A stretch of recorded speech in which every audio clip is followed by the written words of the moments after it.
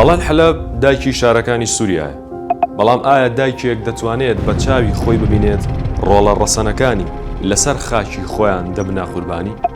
باسی ئەو ڕێگانە دەکەم کە لەوتەی خوا ئەم زەوی و ئاوەی دروست کردووە بوونیان هەبووە و نکوڵیان لێ دەکرێت. ئەو ڕێگە داربەڕوانەی لە سەردەمی ئەیوبیەکانەوە لێرە جێگیر بوو، تاوەکو دەگاتە بەرخۆدانی بێوێنەی شێخ مەخسوود.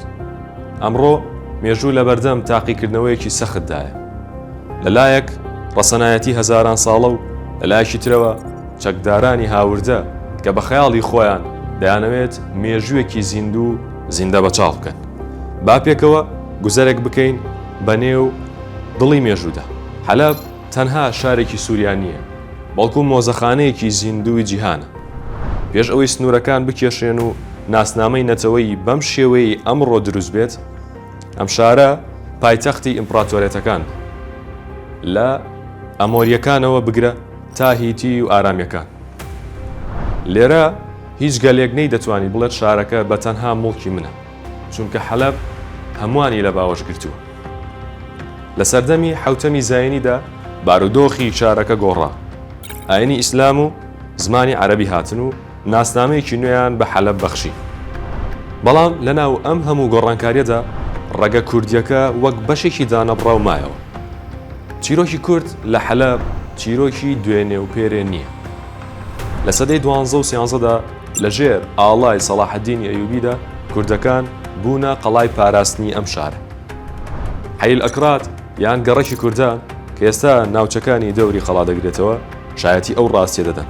کورد لە حەلەبدا تەنها جەنگاوەر نەبوو، بەڵکو زانا و بازرگانی گەورە بوو کە خشت بە خشتی ئەم شارە بە دەستی خۆیان بنیاتیانە.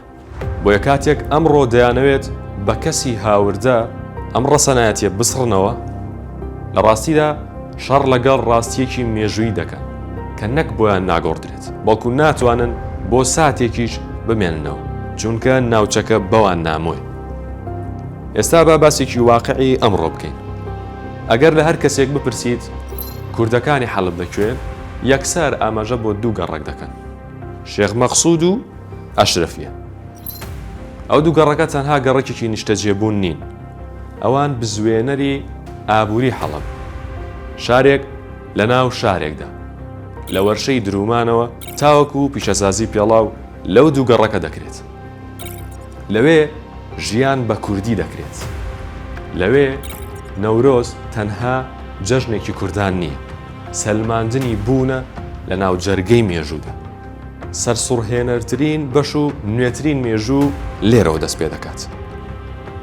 لە دوای ساڵی 2011ەوە کاتێک هەموو سووریا بوو بە گۆڕەپانی جەنگ، ئەم دوو گەڕەکە بوونە دوورگەی ئارامی تەواوی پێکاتەکانی ئەو وڵاتە. بەڵام دژبەریەکە لێرەدا ئەمەیە: ئەو کەسانەی دوێنێ هوتافی حەڵالکردنی خوێنی کوردەکانیان دەوتەوە، کاتێک جەنگ گەیشتە بەردەرگای ماڵەکانیان، هانایان بۆ کوردانی شێخ مەخسوود و ئەشرەفیە و زیاد حەڵەب و خات و دەنیز برد بۆ ئەوەی پارێزگاری لە شەرەف و ناموسیان بکەن و گیانفیدایانە کردیان. کوردەکانی ئەو دوو گەڕەکە نەک هەر گەڕەکەکەی خۆیان پاراست، بەڵکو بوونە پەناگە بۆ هەزاران ئاوارەی عەرەب و پێکاتەکانی تری شارەکە.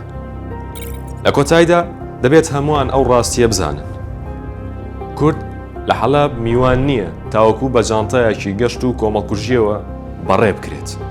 کورد لێرە وەک بەردی بنچینەی قەڵای حەلەب و سووریایە، ئەگەر دەری بهێنیت هەموو مێژوەکەی دەڕوخێت. شێخ مەخسوود و ئەشرەفیە تەنها ناونین لەسەر نەخشە، ئەمانە ناسنامەی نەتەوەیەکن کە لە ناو جەرگەی گەمارە و ئاگردا فێری جیهانیان کرد چۆن مرۆڤایەتی دەپارێزرێت.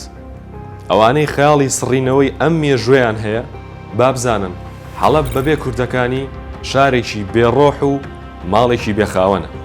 کوردەکان لێرە دەمێننەوە چونکە مێژوو بە دەستی هاوردەکراوەکان نانووسرێتەوە، بەڵکو بەو ڕەگانە دەنووسرێتەوە کە هەزاران ساڵە لە ناو ئەم خاکەتە ڕەگیان داکوتیوە.